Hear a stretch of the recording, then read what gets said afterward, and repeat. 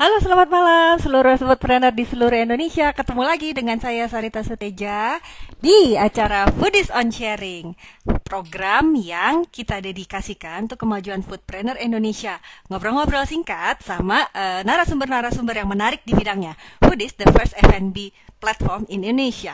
Nah, malam ini saya juga kedatangan salah satu teman saya. Sebetulnya dia itu mungkin kalau disebutin brand-brandnya sudah cukup terkenal sih ya gitu, tapi biar biar pada nggak penasaran gitu kan, jadi kita langsung undang aja.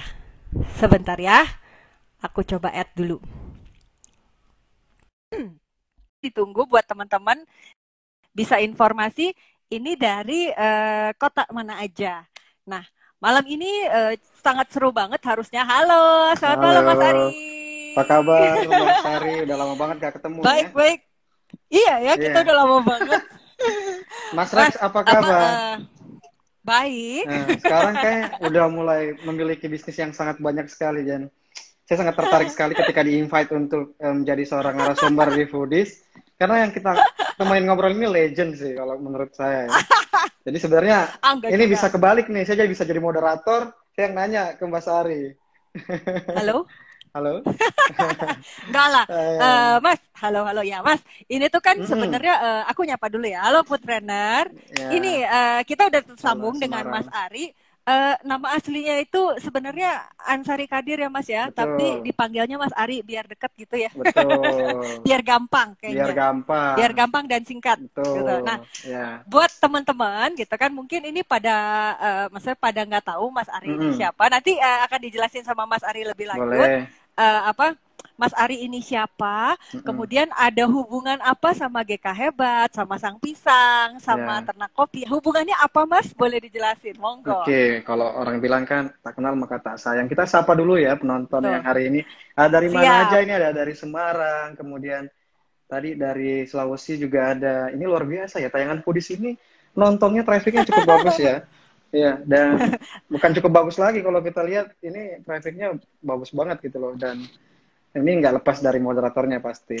Salam ya Wah, buat mentor ya, Mas Rex. Luar biasa sekarang udah jadi siap. speaker nasional juga. Oke, jadi buat Ya, mengefisienkan waktu, jadi ya, nama saya Ansari Kadir. Kalian bisa panggil yes. saya Ari. Kalau mau lihat Instagramnya tuh ada di Ari 5888 hari ini ya. Dan Mm-mm, saya selaku co-founder dari Sampisang, di mm-mm, mana foundernya itu adalah mm-mm. Mas Kaisang Pangarep, dan Yes. co-founder dari Ternak Kopi juga, dan sekarang support ke perusahaan akselerator kita namanya GK Hebat. Jadi kita Ya. sudah menciptakan beberapa brand di bawah GK Hebat ini seperti Sang Pisang yang tadinya cuma Mm-mm, beberapa cabang, sekarang kita sudah akselerasi, udah puluhan cabang dan berada di Malaysia. Kemudian Ternak Kopi juga kita lagi pivoting bisnis juga untuk masuk ke ready to drink. Kemudian ada yang ayam, ada siap mas, kemudian ada juga Enigma Bootcamp, dan masih ada beberapa brand-brand di bawahnya yang masih kita filter untuk masuk ke GK Hebat. Kurang lebih ada 400 sampai 500 UMKM, luar Mbak Sari. biasa. Ya, ya, ya, ya. Terus, terus. Ya, jadi Ah, di GK Hebat perangnya kurang lebih ya, kita kalau dari saya sih director marketing ya. Tugasnya adalah mm-mm, membantu dari sisi marketing strategi dan sales strategi dari teman-teman UMKM. Dan untuk hmm. kita ada CEO-nya, Pak Antoni Pradipta, selaku Chief Executive Officer dari GK Hebat, ini membantu untuk men-scale up bisnis dari UMKM-UMKM. Dan Mas Kaisang juga merupakan founder, juga langsung turun ke lapangan juga untuk memfilter Hmm. langsung UMKM. Karena tujuan kita ini menarik ya. Kalau kita berbicara tentang UMKM ini di Indonesia ini ada kurang lebih 62.900.000, Mbak Sari.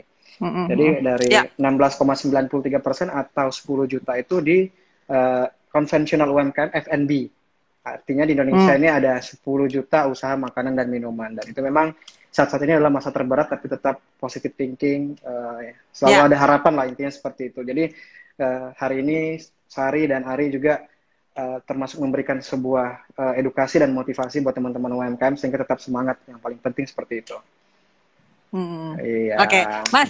Nih, buat teman-teman foodpreneur, komennya tadi saya matiin biar kita bisa fokus ngobrol sama Mas Ari. Nanti buat teman-teman boleh, yang mau tanya, boleh. itu nanti bisa ketik di kolom Q&A di bawah. Nah, Ya, terus sebelum, oh ya, tadi abis perkenalan, saya tuh mau ngasih ini berita paling penting. ya. Paling penting, nggak penting sih.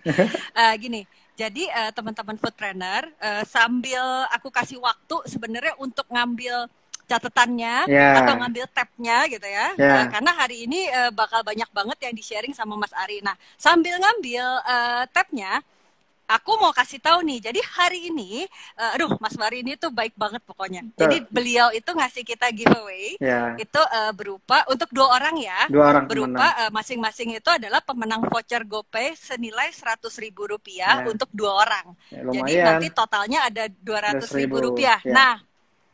Nah, buat teman-teman pasti penasaran nih, gimana cara dapetinnya? Nah, syaratnya itu gampang banget. Yang pertama itu screenshot IG Live hari ini, tag ke @arie 5888. Nah, mau dicatat lagi ya.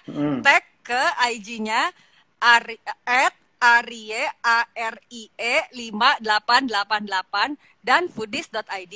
Jangan lupa harus di-follow juga ya, follow-nya IG-nya tadi @arie 5888 sama follow foodies.id. Plus satu lagi, nanti mendekati pokoknya di selama sesi kita ini nanti dari Mas Ari itu akan kasih pertanyaan. Jadi teman-teman selain screenshot follow akunnya Mas Ari sama Foodies, kemudian tag Foodies dan Mas Ari, nanti sekalian dijawab pertanyaannya Mas Ari. Jadi tungguin aja pertanyaannya, oke? Jadi syaratnya harus screenshot udah siap. Harus di screenshot dan di post biar ada di IG story-nya masing-masing. Betul, biar ada evidence-nya. Jadi nanti timnya itu gampang milihnya. Gitu, oke? Nah, terus akan sekalian berbagi nanti. Pasti pertanyaannya itu nanti akan related dengan apa yang dibahas hari ini. Apa yang kita bahas hari ini. Betul. Jadi harusnya sih sambil nyatet sambil dapat hadiah. Gitu. Oke. Nah, kita lanjutin. Pasti teman-teman udah pada bawa ya tab sama catatannya. Oke. Nah, Mas Ari, gini nih, kan malam ini kita ngobrolin tentang gimana caranya UKM bisa naik kelas gitu kan. Maksudnya poin-poin apa yang harus disiapkan agar UMKM ini bisa dilirik sama investor. Betul sekali. Kalau menurut Mas Ari nih, kita luruskan dulu definisinya ya. Kalau UMKM itu sebenarnya apa sih Mas? Kategorinya apa kalau sebuah usaha itu disebut UMKM? Jadi kita jelaskan dulu ya definisi UMKM itu ya. Jadi kalau definisi UMKM itu sebenarnya sebuah kegiatan ekonomi itu memang berskala kecil yang dimiliki oleh rakyat. Nah, mayoritas memang usahanya itu adalah usaha kecil yang mendapatkan perlindungan dari pemerintah untuk mendapatkan persaingan usaha yang sehat. Jadi terhindar dari perusahaan yang tidak sehat. Nah, kalau kita berbicara mengenai UMKM itu kan ada usaha mikro, kecil, menengah. Jadi small and enterprise ya kan? Small enterprise business. Nah, jadi kalau bicara usaha mikro itu asetnya itu di 50 juta, maksimal 50 juta dengan omset kurang lebih 300 juta per tahun. Itu yang mikro. Tapi yang kecil itu dengan kira-kira aset itu 300 juta sampai dengan 500 juta dengan omset itu kalau nggak salah 2,5 M setahun. Nah, kalau yang menengah itu 500 juta aset sampai dengan 10 M dengan omset 2,5 sampai 50 M setahun. Nah, ini banyak yang di menengah nih sekarang nih. Kalau kita lihat teman-teman di UMKM yang lagi hype kekinian gitu, banyak di tengah-tengah, di menengah. Nah, dan usaha besar, kalau kita bandingkan usaha besar itu kan aset di atas 10 miliar dan omset di atas 50 miliar setahun. Jadi yang termasuk kategori tadi yang mikro, kecil, menengah. Yang aset 50 juta sampai 500 juta sampai 10 M dan omsetnya itu dari mulai 300 sampai 50 M. Nah, teman-teman posisinya ada di mana? Apakah di mikro, di kecil, atau di menengah? Kalau Mbak Sari mah udah besar, di atas 10 M asetnya. Mas, boleh nggak nih sambil nyatet ya, diulang boleh nggak? Kalau mikro, sambil aku juga nyatet sama teman-teman juga pasti nyatet. Tadi cepet banget saya ngomongnya. Jadi kalau mikro itu asetnya 50 juta, dengan omsetnya itu 300 juta per tahun. 300 juta per tahun. Kalau yang kecil, menengah? Kecil. Nah, mikro, kecil, tadi mikro ya? Mikro, kecil, menengah. Nah, sekarang yang kecil itu kira-kira dia punya aset di angka 300 juta sampai 500 juta. Benar 300 juta dengan omset 2,5 M setahun. 2,5 M setahun. Itu yang kecil. Itu yang kecil. Kalau yang menengah itu di 500 sampai 10 M untuk asetnya. dengan menengah 500 sampai sampai 10M, 10M asetnya. dengan omset 2,5M sampai 50M setahun. Di atas 2,5 ya, sampai 5M. di atas 2,5M Ya, sampai di atas ya 2,5M sampai dengan 50M. sampai 50M setahun. 50M per Nah, tahun. Kalau yang besar itu asetnya di atas 10 miliar, kemudian omsetnya di atas 50 miliar setahun. Nah, itu dirimu. Ya kan? amin lah Mas, Oh, amin. Pokoknya aku mah amin. aminin aja dulu. Oke, tuh teman-teman, udah dicatat tadi ya, gitu. Udah dicatat. Oke, terus apa? Oke, nah terus Mas itu kan baru kategorinya ya. Tadi Mas Ari bilang Kategorinya. paling banyak itu yang Saat ini yang lagi hype itu yang di menengah. Yang di menengah, Ya, yang berarti yang tadi yang asetnya 500 juta sampai 10M asetnya, omsetnya 2,5 sampai 50M per tahun. Karena kalau kita lihat kan, ini yang paling banyak. Ya betul kan, kalau kita lihat kan juga teman-teman dari kita ya, Mbak Syariah, kayak ada Nyikan, kemudian sekarang lagi ada launching Nyapi, kemudian juga ada beberapa teman-teman dari brand-brand kopi kayak Janji Jiwa dan lain-lain, Lain Hati. Saya rasa omsetnya juga udah miliaran, karena dia punya cabang aja udah ratusan kan. Jadi saya rasa itu sebuah bisnis ya masuk UMKM yang modelnya mungkin kemitraan ya, bisnis modelnya. Ya. Seperti itu. Nah, tapi Mas, berarti sebenarnya kan investor juga kan sebenarnya ada macam-macam ya tipenya ya gitu. Betul sekali. Kalau menurut dari pengalaman lah Mas Ari gitu, investor yang modelnya kayak apa sih yang biasanya tertarik untuk invest di UKM yang seperti tadi ya? Mungkin yang menengah tadi yang paling banyak ya? Iya, menengah, kecil dan menengah yang paling banyak ya. Kalau kontribusi kecil dan menengah yang paling mungkin banyak. Bisa 60-40, tapi mungkin kalau menurut pandangan saya berpikir di pasar itu kayaknya yang di menengah. Jadi kalau kita berbicara investor itu kalau kita kategorikan secara garis besar dulu ya, ada investor yang bersifat strategis, ada investor yang bersifat keuangan, dan ada investor yang bersifat dampak sosial. Dan kalau kita breakdown lagi kan sebenarnya dari tipe-tipe mereka ada yang konservatif, ada yang moderat, dan ada yang agresif kan. Dan juga kalau kita breakdown lagi itu mungkin ada yang angel investor, ada inkubator, akselerator, dan ada ventura capital. Nah, yang banyak bermain saat ini itu sebenarnya hampir punya peluang, baik itu dari sisi angel investor, baik itu dari sisi akselerator. Nah, GK Hebat itu posisinya ada di akselerator ini, Mbak Sari. Akselerator. Inkubator dan akselerator. Dan ventura capital ini adalah investor yang siap untuk mendanai dalam jumlah besar, ventura capital. Nah, tergantung. Kebanyakan kalau yang kecil ini saya rasa itu kebanyakan angel investor. Karena satu, dari sisi pendanaan juga belum terlalu besar, sehingga mereka juga melihat potensi bisnisnya bisa dikembangkan, mereka mau funding dengan budget pribadi mereka, itu angel investor. Kemudian yang bersifat ventura capital, biasanya itu udah perusahaan yang mapan, yang memang bergerak di perusahaan pengembangan finansial dari sebuah bisnis, yaitu ventura capital. Jadi kebanyakan ventura capital main di menengah. Kalau venture capital biasanya di menengah. Yes, betul. Nah, yang tadi paling banyak tadi ya sebenarnya, menengah dan kecil kan. Saat ini kan lagi hype banget yang venture capital yang untuk invest atau funding di perusahaan-perusahaan yang punya potensi atau raisu yang bagus, kayak lagi booming gula, kopi kenangan, ya kan, abnormal, ya kan. Itu venture capital ya sebenarnya VC. Berarti. Yes, betul. Kalau kita, kalau GK Hebat ini kita akselerator. Jadi gini, misalnya teman-teman punya bisnis UMKM. Ini bingung nih gimana caranya sih ngembangin bisnis ini sehingga naik kelas. Nah, itu kan judulnya hari ini kan. Nah, dari kita itu bukan cuma mendapatkan pendampingan modal saja, Mbak Sari. Tapi kita juga melakukan edukasi secara terus-menerus dan melakukan bincang hebat seperti yang kemarin kita undang Mbak Sari, ya kan? Itu thank you banget loh Mbak, itu banyak banget yang dapat ilmunya, kemudian dapat brainstorming bareng, brainwash bareng juga dengan Mbak Sari. Kita juga lakukan pendampingan secara manajemen sumber daya manusianya, dari legalnya, HR-nya kita rapikan, manajemen yang berantakan dari sumber daya supply chain-nya juga, kemudian manajemen logistiknya, manajemen distribusinya, rebranding, multiplikasi produk, repackaging, semua kita bantu. Dan kita lihat dari sisi produknya apakah ini bisa di scale up dengan beberapa indikator-indikator tadi. Ketika dia bisa lolos dari indikator-indikator tadi dan kita lakukan auditing tentunya, itu akan bisa untuk masuk ke tahap sustainable mode. Karena memang kan apalagi di masa sekarang ini kan survival mode banget ya Mbak ya, bertahan aja udah cukup bagus. Nah, jadi GK Hebat itu pengen mengakselerasi bisnis yang memiliki potensi yang bisa dikembangkan jangka panjang. Seperti itu, Mbak Sari. Jadi misalnya tadi Sam Pisang belum punya pabrik, sekarang udah punya pabrik sendiri. Udah dibuat secara mesin semua, otomatis. Dan begitupun dengan kopi juga yang tadinya dibuat secara manual, kita sekarang lagi mengembangkan pabrik juga. Dan nggak menutup kemungkinan brand-brand teman-teman yang ada di Indonesia ini, yang punya spirit, punya passion yang kira-kira mau besar, nah itu coba aja nanti di www.gkhebat.com, daftar ke sana, kita akan coba filter. Kalau misalnya menarik, kita akan undang untuk interview dulu. Belum pitching ya, masih interview dulu. Seperti itu. Oke, nah berarti tahan dulu Mas. Nanti itu pertanyaan yang selanjutnya nanti kita tunggu dulu. Tunggu dulu.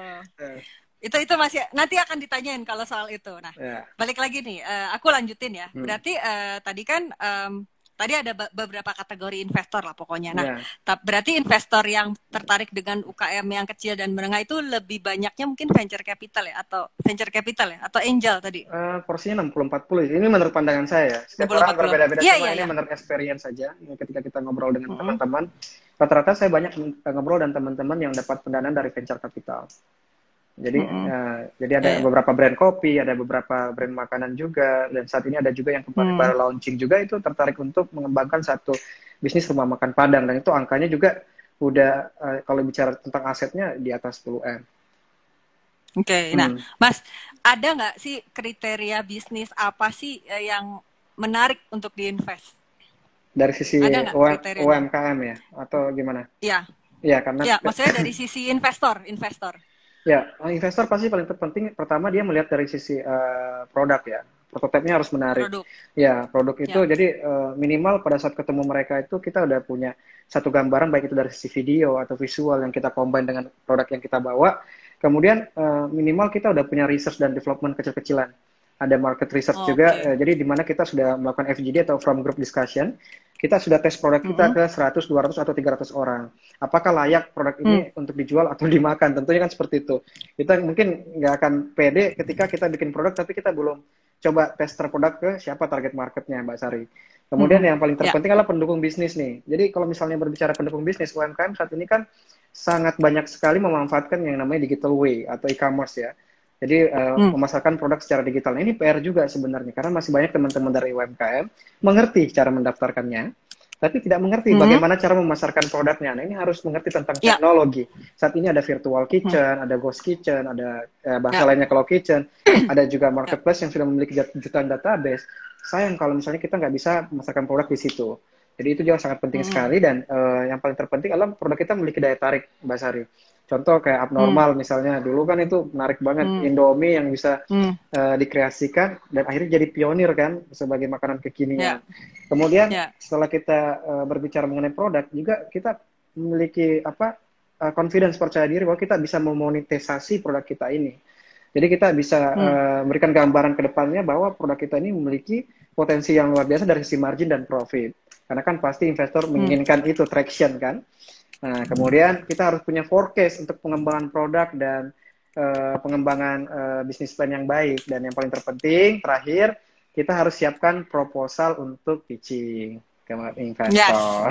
Itu yang paling penting. Jadi ketika semuanya tadi sudah kita bangun dengan baik, dan kita mulai lakukan setiap hari, setiap saat, dan mempersiapkan tujuan kita menemui investor, ya harus ada plan-plan yang harus kita lakukan sebelum itu.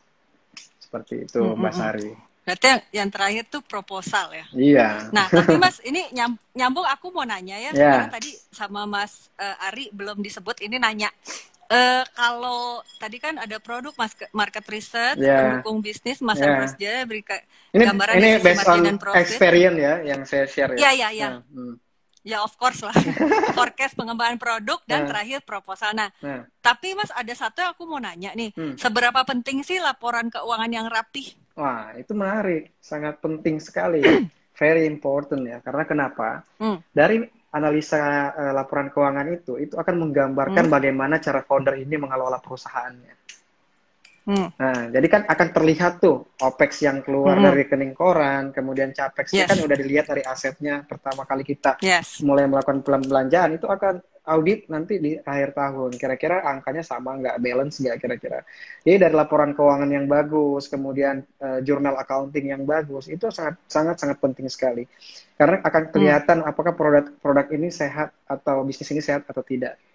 Jadi ketika kita tahu dari sisi bisnis, tentunya dari sisi OPEX ya, operational expense ya, Mbak Sari, itu mengalami masalah, itu kita bisa melakukan correction action dengan cepat. Jadi kita lakukan ambil tindakan untuk mengatasi hal tersebut. Karena kalau laporan keuangannya itu kurang bagus, itu akan menghambat strategi-strategi baik dari sisi strategi supply produk ataupun kita strategi marketing yang harus spending, yang kita harus keluarkan tiap bulan ataupun tiap minggu, itu akan terhambat. Karena kenapa? Karena kita nggak bisa membaca laporan keuangan dari apa yang sudah kita buat. Jadi dengan laporan keuangan yang baik, itu akan tergambar kok cerminan dari si foundernya, seperti itu. Jadi founder dari investor akan melihat, oh dia bisa memanage perusahaannya dengan baik karena laporan keuangannya sangat baik. Akhirnya kita bisa lihat dari sisi sales, profit atau loss. Apakah dia profit atau loss. Makanya dari laporan keuangan juga kita bisa lihat apakah COGS atau cost of goods sold yang kita sudah atur di awal atau harga pokok penjual yang sudah kita atur itu tepat sasaran nggak? Apakah itu break even point atau enggak, ataukah malah mengalami kerugian? Jadi menurut saya sangat penting sekali, Mbak Sari. Oke, berarti buat teman-teman UMKM yang sekarang mungkin lagi nonton, gitu. Jadi jangan lupa buat yang masih menganggap laporan keuangan nanti dulu nggak bisa. Salah. Karena itu salah satu indikator terpenting. Jadi saya juga mau jelaskan bahwa di GK Hebat itu bukan cuma memberikan pendampingan modal, tapi memberikan pelatihan, mentoring tentunya ya. Bahkan sampai ke tahap coaching tentang bagaimana caranya mengelola keuangan yang bagus di bisnis UMKM. Karena teman-teman ini kebanyakan kan belum tahu cara melihat dari sisi financial report. Kalau kita laporan laba rugi kan, jadi kebanyakan uang yang masuk berapa dikurangi pengeluaran, ya udah itu keuntungan. Sebenarnya salah kan? Karena kita harus melihat dari sisi fixed cost, variable cost-nya juga, kemudian earning before tax, ada pajak juga dan lain-lain. Ya, Mbak Sari lebih ngerti lah, yang punya bisnis lebih banyak.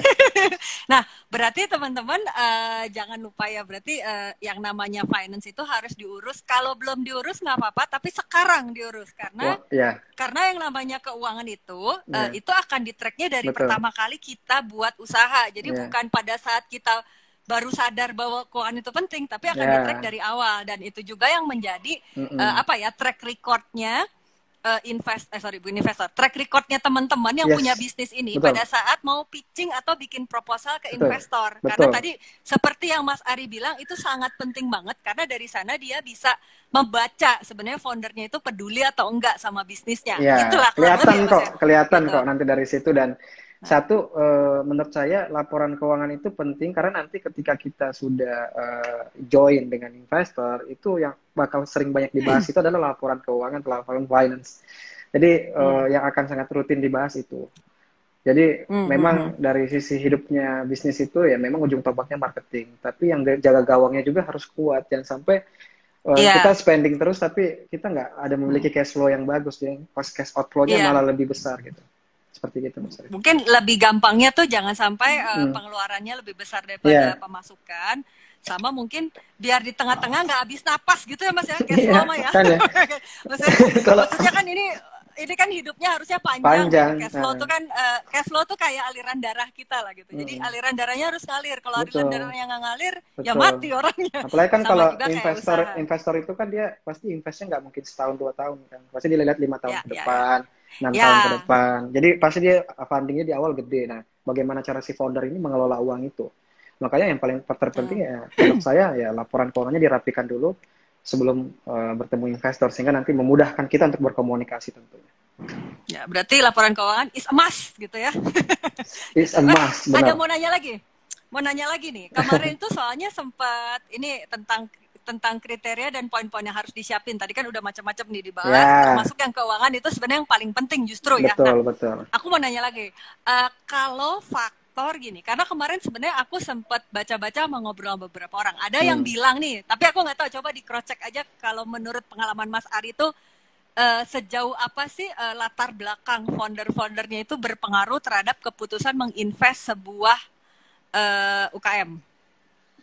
Yang penting nggak? Latar belakang latar belakang atau misalkan misalnya nih kayak foundernya itu punya terkait misalnya dengan grup tertentu gitu. Oh, grup bisnis gitu ya.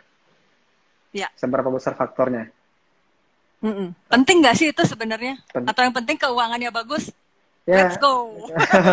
jadi investor itu akan menentukan siapa yang akan diinvest itu yang pertama dilihat adalah foundernya tentunya. Oh, justru foundernya ya? Justru foundernya, karena itulah tulang punggung atau roh dari bisnisnya sebenarnya. Jadi Ya. mungkin saya bisa breakdown juga bahwa founder yang baik itu adalah founder yang memiliki visi yang misi yang bagus ya, tentunya sejalan dengan arah investor dan mempunyai tim yang solid paling penting.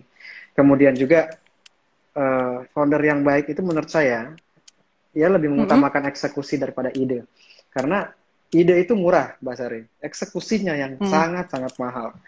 Kita hari ini bisa ciptakan idea. Setiap saat kita bisa ciptakan ide. Saya mau begini, saya mau begitu, saya mau bikin bola salju, isi keju, isi maca, isi ini, isi. Tapi bisa nggak dieksekusi? Belum tentu. Bisa nggak dia bikin langsung 100 cabang? Belum tentu. Dan yang paling terpenting, mampu mengkomunikasikan produknya juga ke orang lain. Karena percuma kalau dia bikin produk, tapi dia nggak mengerti apa produk knowledge dari produknya. Hanya memaksakan diri. Nggak sesuai passion lah ibaratnya. Selalu bekerja keras juga yang paling penting, karena yang utama itu niat dalam hati bahwa ini akan sukses. Saya harus kerja keras untuk mencapai ini. Jadi yang pertama, faktor founder itu sangat penting. Terutama satu, apalagi dia sudah memiliki jaringan yang kuat, koneksi yang bagus, dan kira-kira punya soft skill dan hard skill yang bagus. Itu investor ya pasti akan tertarik untuk melakukan pendekatan, approach lebih jauh kepada founder seperti itu. Banyak founder-founder yang sudah berhasil, salah satunya founder Abnormal dulu ya kan, Mas Rex, dan Mbak Sari juga, Nadiem Makarim, kemudian Mas William, Tokopedia, kemudian yang diinvest sama GDV itu kemarin siapa, Traveloka ya kalau nggak salah ya, apa Venture ya, aku lupa. Itu semua foundernya berawal dari memiliki karakter atau personal branding yang kuat, dan nggak semua orang bisa melakukan itu, karena leadership itu nggak bisa dipelajari 1-2 tahun, tapi butuh experience yang begitu panjang atau jam terbang yang tinggi. Oke, Mas, kalau boleh direkap nih, gitu ya, boleh nggak Mas diurutin? Tadi kan di depan udah sedikit dibocorin. Nah, sekarang aku mau nanya nih, sekarang nih pertanyaannya, boleh nggak Mas kalau di ranking dari nomor 1 misalnya sampai nomor 7 atau ya kalau mau ada 10 juga boleh sih. Ada nggak Mas di ranking poin-poinnya yang paling penting gitu untuk biar teman-teman bisa nyiapinnya dari atas dulu gitu, dari ranking 1, ranking 2, ranking 3, poin-poin yang paling penting, poin-poin pertimbangan investor kalau mau nge-invest. Berarti tadi kan 1 mungkin foundernya gitu kan. Iya. Bener gak sih gue? Pura-pura, padahal kan udah diinvest.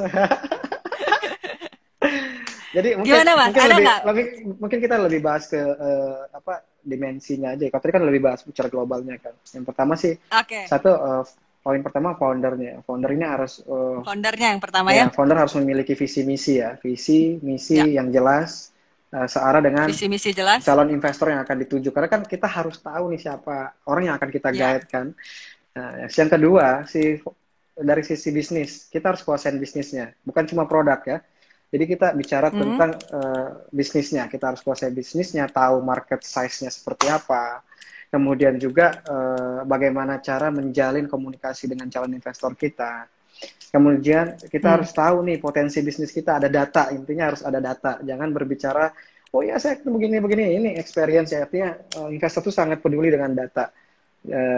Kemudian tampilkanlah personal branding kalian sebagai seorang founder yang rapi, punya kualitas, minimal punya kartu nama yang bagus lah. Ketemu dengan investor kan nggak punya kartu nama kan nggak ada persiapan ya kan, nggak ada plan.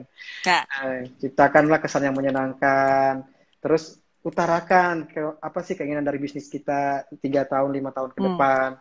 Dan yang paling terpenting kalau ada waktu ya gabung dengan komunitas-komunitas bisnis, klub-klub bisnis, HIPMI mungkin, HIPI mungkin, kemudian juga bisa gabung di asosiasi para entrepreneur muda, baik itu secara offline, online juga pun ada. Itu akan membuka pikiran kita bahwa di dunia ini masih banyak teman-teman kita atau seperti kita yang berjuang gitu loh. Karena pada saat kita berpikir sendiri itu nggak kuat, tapi kita berpikir dengan banyak orang, itu kita akan lebih kuat. Karena kenapa? Kita nggak sendiri. Seperti itu. Oke. Nah, berarti tadi Apa? Berarti sebenarnya personal branding itu bisa dibilang Sangat cukup mas juga ngaruh ya. Mas apa sih? sekali. The Harus juga first ya. the first impression itu sangat ngaruh sekali pada saat ketemu orang. Saya pertama kali Nah, ketemu Mbak Mas, Sari waktu itu waktu saya masih di Yamaha ya, ingat nggak? Kita ya, lihat normal Cempaka Putih kan, saya tawarin Vino, iya, lihat wah ini first impressionnya, karena saya di bagian promotion dan Mbak Sari di bagian iya, konsultan brand, nyambung. Saya ngelihat Mbak Sari iya, menguasai sekali tentang marketing, makanya saya bilang bisnis ini 2-3 tahun lagi akan berkembang karena foundernya mengerti tentang think to the market, arah pasar. Kalian bisa menciptakan satu iya, inovasi yang kira-kira bisa membaca keinginan pasar. Jadi, satu lagi, founder itu harus bisa menciptakan produk, apakah produk itu diinginkan oleh konsumen? Pertanyaannya itu dulu sebelum membuat produk. iya, iya, iya. Jangan membuat produk yang kira-kira nggak diinginkan oleh target market yang sudah kita research begitu Mungkin lama. ya, ya. Bahasa kerennya market validation ya Ya, market sebetulnya ya. validation. Bahasa kerennya bahasa anak-anak startup lah. Cuma Ya, kalau bahasanya apa sih? Kalau bahasanya teman-teman foodies tuh sebenarnya ini nih lebih ke apa? Bukan market validation tapi lo coba deh tanya ke 10 orang lah misalnya gitu. ya, Kira-kira orang-orang tuh mau nggak sih beli produk lo dengan kualitas kayak gini, dengan harga yes, kayak gini, dengan correct. pelayanan kayak gini, Hmm, mau nggak orang beli gitu. Jadi iya, kalau dari 10 misalnya yang mau 9 satu enggak ya mungkin lebih valid gitu. lebih Tapi kalau valid. misalnya ternyata iya, kalau misalnya ternyata 8 orang enggak gitu. Berarti Hmm, ada yang salah mungkin dengan bisa jadi produknya, bisa jadi apa produknya tuh artinya kontennya kali ya. Bisa jadi ya, pricingnya atau bisa jadi juga servisnya atau ya, packagingnya cara dia menyajikan atau bisa. jangan-jangan marketnya salah. Bisa. Yang paling sering terjadi Produknya kan bagus, marketnya marketnya. salah. Iya, marketnya yang paling sering. Ya, ya. Makanya tadi saya bilang think to the Ya, jadi market kan. Berpikirlah ke arah pasar. Berarti tadi selain yang ini kalau aku coba dikit garis bawah yang Hmm, penting-pentingnya ya, hmm, sebenarnya yang pertama berarti lebih ke foundernya gitu kan, hmm. selain punya visi misi yang jelas gitu, tapi foundernya juga harus membangun personal branding ya sebenarnya Ya, yang betul. berkualitas. Artinya mungkin kalau si investor itu sekarang do research online gak sih mas sebenarnya? Maksudnya kayak misalnya nih, oh kenal nih misalnya sama si Sarita, di googling dulu nih Sarita ini siapa gitu nggak? Pasti, Sekarang tuh gitu nggak sih? pasti, Pasti ya. pasti. Mereka kan Nah juga berarti punya parameter ya, ukuran. Kenapa Mbak? Sorry, lanjut ya aja. Ya, berarti sebenarnya penting banget untuk membangun personal branding di Ya, online juga ya. sangat Gitu. penting. Jadi sangat penting. Berarti teman-teman ya, ingetin ya, kalau punya akun sosial media apakah itu Ya, Instagram, lebih baik apakah itu menggunakan itu untuk Facebook, personal branding. yes gitu. Eh, Jadi jangan buat curhat misalnya atau ngejelek-jelekin temen gitu. Ah, jangan ya, tuh, jangan. Jangan ya, karena ujung-ujungnya nanti kebaca loh sama orang yang mau ya, nginvest kan jadi ilfil ya. Jadi hati-hati ya teman-teman ya. Jadi hati-hati. mulai sekarang gunakan sosial media mungkin lebih positif dan mungkin Betul. untuk membangun sosial apa sih personal brandingnya di Personal online. branding. Ya, terus yang kedua tadi mulai dari sekarang pokoknya yang namanya founder itu wajib harus banget ngerti keuangan dan punya laporan keuangan yang baik gitu. Karena itu Betul. menjadi pertimbangan yang cukup kedua utama lah ya untuk Hmm. bisa diinvest sama teman-teman investor gitu. Nah, Iya, dia akan baru dapat traction nanti dari sana. baru selanjutnya pada saat nanti bikin proposal itu jangan lupa juga harus melakukan tes market research yang tadi ya mungkin nggak harus sampai komprehensif misalnya 100 responden nggak harus Enggak juga ya juga. sebenarnya Mas ya. FGD aja from group discussion aja 10, 15, 20 orang. Bisa. Jadi maksudnya sebenarnya teman-teman investor ini sebenarnya juga nggak terlalu demanding sih kalau aku lihat maksudnya nggak terlalu Ya, demanding tuh nggak harus wah gue harus bikin research nih wah mahal dong harus 100 responden nggak juga sih. enggak juga. Yang paling penting FGD itu kan sebenarnya boleh ya respondennya bisa lah ya 5 orang, Ya, 8 orang 8 cukup orang ya cukup sebenarnya ya ya. gitu. Betul. Asal target marketnya itu ngambil respondennya itu yang sesuai target market Ya, gitu. benar Mbak Sari. Jangan sampai nanti Ya jangan itu dia aku bilang. "Ya udah ciptakan produk buat anak SD, tapi sasarannya ke anak SMA ya kan nggak akan dibeli toh." nah itu. Jadi udah bikin Oke. cemilan SD tapi bawanya ke SMA misalnya. Ya dia coba tapi dia nggak akan sesuai dengan karakter apa dia punya taste karena kan biasanya kan anak-anak sekarang kan SD sukanya yang manis, anak SMA mungkin yang cewek-cewek nggak suka yang terlalu manis karena mau diet. Ya banyak sekali faktor-faktor lah. Ya, benar benar Ya, benar benar benar. Nah, jadi teman-teman jangan lupa ya. Jadi selain ada founder tadi personal brandingnya juga harus bagus. Kemudian ya, yang kedua Yang kedua itu tadi lebih ke laporan keuangan mungkin ya. Mm-mm. Gitu. Terus ketiga harus ada market validation. Market validation tuh apa ya? Riset kecil-kecilan lah kurang lebih Ya, ya. validation Riset market. kecil-kecilan. Yes, betul. Validation market gitu kan sama Hmm. harus dikomunikasikan. Misalnya kalau mau bikin proposal pun harus dikomunikasikan. Maksudnya bisnisnya itu ke depannya mau dibawa ke arah Yes, mana tentu. gitu. Mm-mm. Ke depannya mau di arah mana sama ini nih yang suka. Kemarin aku sempat juga ngobrol sama beberapa teman lah gitu. Ya, Nah, terus dia sempat bilang gini, teman aku itu dia itu kerja di kayak venture capital. Terus dia bilang, nah, sama satu lagi sih yang paling penting ya. Pokoknya kalau misalnya bikin pitch deck, nge-pitch, dia bilang nah, nge-pitch tuh apa ya? Bikin bikin proposal lah, proposal, presentasi ya. presentasi. Ya. Nah, pada saat presentasi juga itu harus disiapin dari A sampai Z. Baik itu tadi kan kalau Mas Ari nyebut data ya. Data itu Data, juga harus benar-benar dibawa gitu. kerapian. Jadi jangan sampai nanti kayaknya kira-kira laku lah. Loh, jangan kayak Jangan kayak gitu. Minimal dari ada mana data dari mana market. dari mana investornya tahu bahwa ini apa dasarnya apa, jangan pakai kira-kira gitu. Sama Ya, betul. yang paling penting juga tadi Mas Ari sempat bilang juga bahwa foundernya itu yang pada saat presentasi harus bisa menjelaskan dan mengkomunikasikan kepada calon investor bisnisnya mau dibawa ke arah mana. Yes. Kemudian mungkin bisnisnya itu punya potensial ke depannya seperti apa. Kalau Yes. ada forecasting lebih bagus. Forecast biasanya minimal berapa tahun sih Mas disiapin buat di pitch? Kurang 4 lebih tahun, 4 tahun. 4 sampai 5 tahun ya gitu. Ya. Nah, sama Karena yang paling penting investor juga nggak mau kalau terlalu cepat ya. terlalu jauh. Biasanya nggak akan ada. Oh, terlalu cepat. Karena kan kadang ya, karena gini kan, kayak misalnya contoh lah kayak beberapa bisnis mungkin 1 tahun pertama bisa rugi, tapi kita kan nggak tahu tahun kedua, tahun ketiga, tahun keempat, tahun kelimanya bisa aja untung kan. Oh ya, benar-benar. Ya. Jadi sebenarnya lebih apa ya? Mungkin 4 sampai 5 tahun itu paling ideal. Paling ideal. Jadi kita ada waktu untuk break even point. Jadi kalau di tahun pertama sebenarnya masih rugi, itu sebenarnya wajar ya Mas ya? Maksudnya di hitungan. Karena begini, BP-nya itu terutama venture capital kan. Kalau venture capital itu kan dia akan funding begitu gede kan di awal. Dan kita harus bikin traction dari sisi revenue selama tahun pertama, tahun kedua, tahun ketiga, tahun keempat. Kemudian kita juga harus traction untuk gross profit dari tahun pertama sampai tahun keempat. Sama kita ada nanti net profit kan, NM before tax dari tahun pertama sampai tahun keempat. Nah, mereka akan melihat nih, kira-kira potensi bisnis kita dari gambaran yang sudah kita buat. Nah, tentunya tadi laporan keuangan itu. Jadi ketika kita sudah memiliki laporan keuangan 1 tahun untuk 1 cabang, itu akan kita bisa bikin forecast untuk anggaplah tahun pertama 1 cabang. Mungkin akan mengalami kerugian karena kita harus invest dulu dari sisi capex-nya, bikin kantornya, cari hiring orang-orangnya, spending budget untuk marketingnya, spending budget untuk sales campaign-nya, spending budget untuk operation-nya. Tapi kan ketika kita memiliki tahun kedua 10 cabang, itu aja bisa mengalami keuntungan tentunya. Karena kenapa? Dengan keuntungan 10 cabang itu udah bisa menutupi kira-kira expense yang kita keluarkan di tahun pertama. Nah, tahun ketiga mungkin udah bisa profit. Nah, ini kan yang saya bilang tadi, bahwa kalau investor itu kan ada yang sifatnya agresif, moderat, sama satu lagi konservatif kan. Nah, kalau kita bicara yang agresif kan ini yang mau IPO lah, kalau kita bilang initial public offering. Nah, itu kan mereka mau 5 tahun lu harus punya omset 14 triliun misalnya biar bisa IPO. Nah, itu untuk bisnis yang kira-kira sudah punya cabang yang lumayan banyak dan bisa dikembangkan dari 100 ke 1000 ke 10.000 misalnya kayak gitu. Jadi tergantung buat teman-teman. Kalau UMKM sih saya rasa mungkin untuk memulai ya cobalah cari angel investor dulu, jangan langsung ke venture capital. Karena untuk belajar itu kan tiba-tiba bisnisnya baru berkembang 1 tahun, tiba-tiba mau venture capital, saya rasa aduh, jangan dulu lah. Lebih ke angel investor dulu aja. Lebih ke angel ya. Kalau angel itu tadi boleh diulang nggak Mas? Takutnya nanti pada bingung ya. Kalau angel investor itu tadi yang karakteristiknya gimana tadi? Ya, fundingnya secara independen, personal. Misalnya Mbak Sari, aku bikin Noma Kitchen, aku lagi bikin cheesecake sekarang. Nah, aku belum dapat, aku baru jalan 3 bulan, dan sekarang rata-rata 1 bulan itu udah bisa 500 toples, usaha rumahan.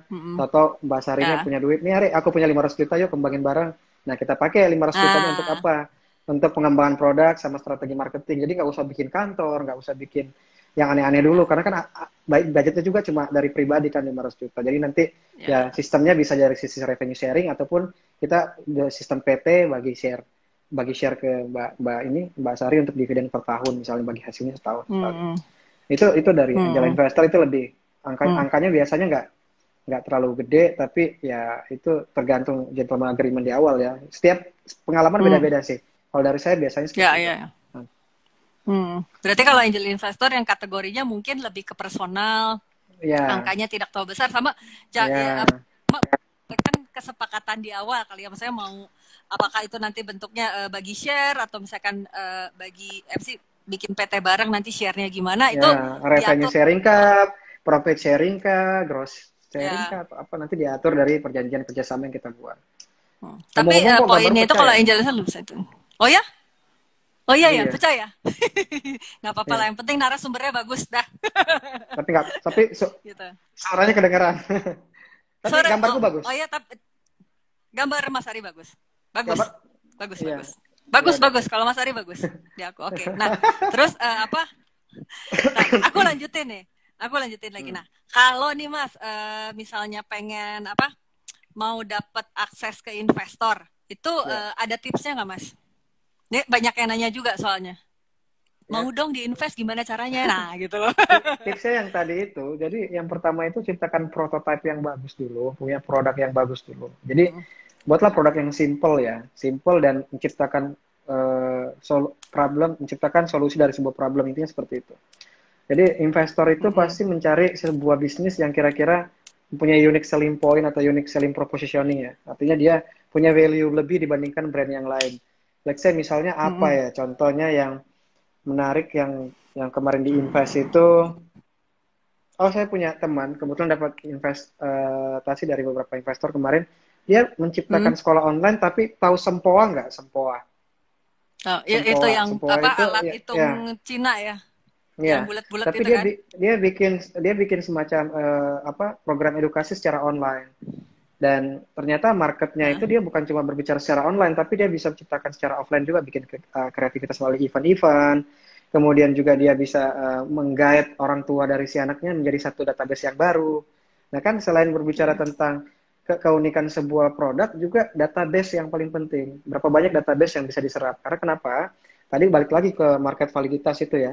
Ya kita kan butuh Hmm. database untuk membantu mencocokkan konsep atau komunikasi yang akan kita salurkan. Dan tentunya dari database yang valid. Jadi itu merupakan sesuatu yang unik karena kenapa yang biasanya dilakukan secara offline dipindah secara online, misalnya seperti itu. Mungkin dari sisi produk makanan, Hmm.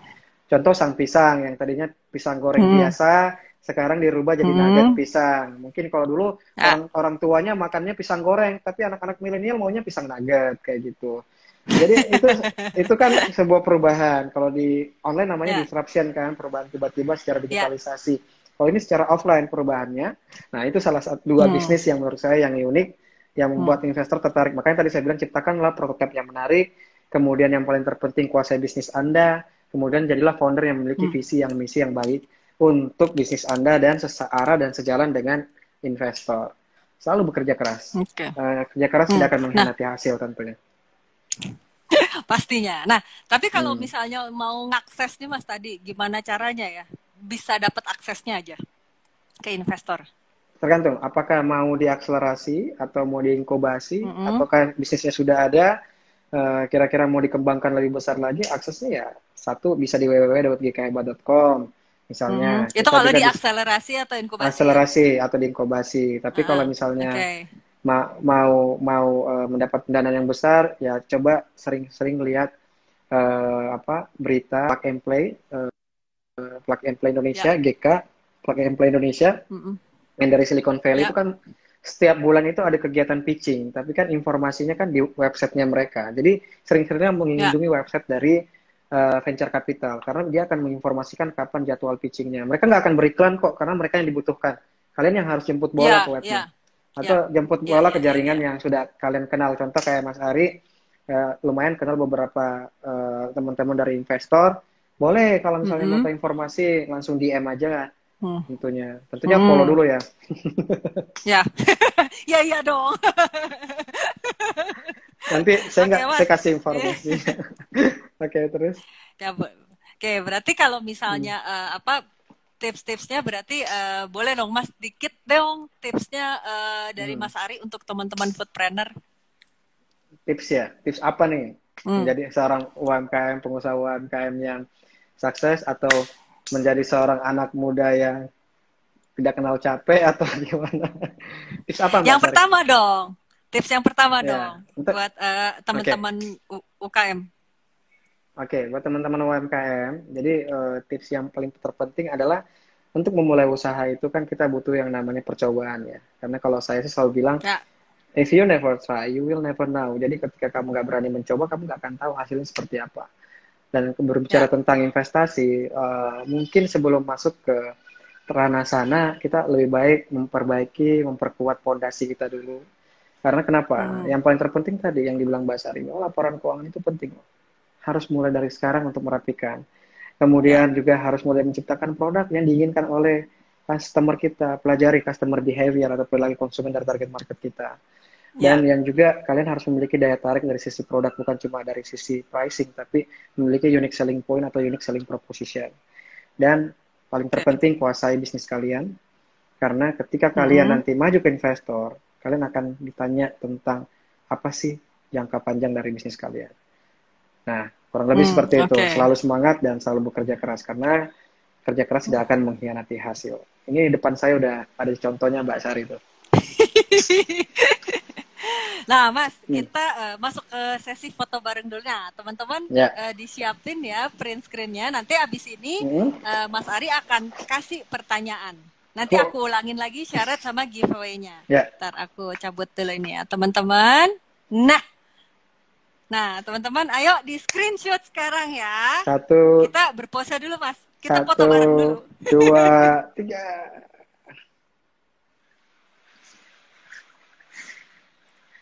Ganti gaya. Oke, Satu, dua. Oke, nah teman-teman, thank you. aku sebutin lagi ya ininya ya. Aku Ya. sebutin lagi tadi giveaway-nya ya. Jadi giveaway-nya itu sebenarnya dari Mas Ari untuk teman-teman foodpreneur itu berupa sebentar, takut salah baca aku. Nyontek dulu sebentar ya. Giveaway-nya untuk 2 orang. Hmm. Giveaway untuk 2 orang berupa voucher GoPay senilai Rp100.000 untuk 2 orang. Jadi totalnya Rp200.000. Jadi 1 orang dapat Rp100.000. Gede Tuh. loh zaman gini. Gitu kan. Nah, syaratnya itu yang pertama adalah screenshot IG live hari ini yang tadi, yang sekarang juga sebenarnya nggak apa-apa, nggak harus yang tadi, cuma akan lebih bagus kalau yang tadi, gitu kan. Ya. Screenshot IG live hari ini, tag ke @ari5888 ARIE 5888 Hmm. sama dan foodies.id. Follow juga akunnya Mas Ari @ari5888 dan foodies ID. Kemudian jawab pertanyaannya dari Mas Ari. Ya. Monggo Mas Ari, pertanyaannya apa? Oke, pertanyaannya tadi yang pertama, sebutkan 7 langkah utama yang perlu dipersiapkan.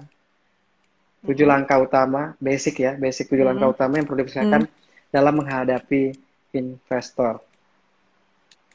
Oke, itu yang pertama. Terus yang kedua, ini dibahas di awal banget tadi. Apa sih peran dari GK Hebat? Apa sih peran dari GK Hebat terhadap pemerintah dan UMKM? Pemerintah dan UMKM. Yes.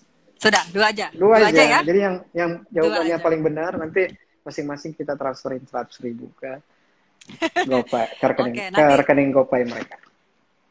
Jadi teman-teman dicatat tadi pertanyaannya. Nanti kalau misalnya pertanyaannya belum jelas bisa diputar ulang. Yes. Ada di IGTV, sama nanti kita akan upload juga di YouTube channelnya Foodies. Jadi jangan khawatir yang tadi ketinggalan. Tadi soalnya ada yang ngomong sih di pertanyaan bilang, aduh saya ketinggalan gimana dong? Tenang aja, karena rekamannya itu kan nggak akan hilang ya gitu. Dan nanti kita akan upload juga di YouTube channelnya Foodies gitu. Nah, oke nih Mas Ari, nanti oh ya tadi pesan-pesan juga udah ya, ntar aku cek dulu. Oke, paling kalau gitu paling segitu aja Mas Ari. Terima kasih banget untuk waktunya hari ini. Terima kasih. Gitu kan, berbagi sama teman-teman foodpreneur di seluruh Indonesia. Sama sukses juga buat Foodies, Mas Ari sukses terus buat GK Mas Hebatnya. Siap. Kita saling support ya. Nanti untuk UMKM Indonesia. Mas Rifki-nya nggak disebut nih. CEO-nya harus disebut juga dong Mas. CEO Foodies Mas Rifki. Nanti ngambek Mas loh. Mas Rifki, thank you. Sudah diundang juga di sini. Nanti Mas Ari kalau kapan-kapan aku undang sharing lagi masih mau kan ya? Boleh. harus mau ya Mas ya. Kan kalau ngobrol sama Mbak Sari sama Mas Rex kan kita juga dapat ilmu baru. Mas Rifki juga. Kalau nggak mau nanti aku paksa-paksa. Oke, thank you Ya udah. guys. Oke, kalau gitu Ya, terima kasih buat teman-teman juga yang udah mantengin IG Live kita malam ini gitu. Terima kasih juga buat Mas Ari atas banyak banget sharing-sharing ya. ilmunya, poin-poinnya juga clear gitu. Nah, Hmm, teman-teman ditunggu ya screenshot sama tadi jawaban dari pertanyaannya Mas Ari. Jangan ya. lupa follow akunnya Mas Ari, juga follow Foodies. akunnya foodies.id. Jangan lupa Oke? di-share di IG story-nya dan di tag Foodies dan ARY 5888. Oke, terima kasih. Terima kasih, Saya pamit dulu. Pamit dulu untuk bye-bye. malam ini. Bye-bye. Bye-bye. Thank you, Mbak.